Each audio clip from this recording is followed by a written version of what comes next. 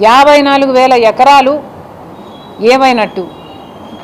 అసలు రిటర్నబుల్ ప్లాట్లుగా ఈ 54,000 ఎకరాలలో మళ్ళీ రైతులకి ఎంత ఇచ్చారు? ఇన్ఫ్రాస్ట్రక్చరు, మౌలిక సదుపాయాలు వీటన్నిటికీ కలిపి ఎంత పక్కన పెట్టారు?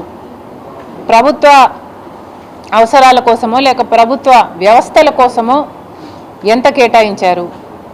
ఇక ప్రైవేట్ రంగంలో ఎవరికి ఎంత కేటాయించారు?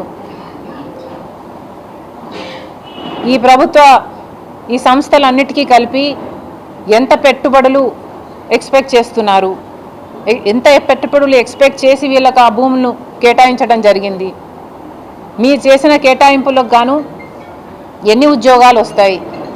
మీరు చేసిన కేటాయింపులకు గాను ఏడాదికి ఎంత బిజినెస్ జరుగుతుంది? యాన్యువల్ రెవెన్యూ ఎంత?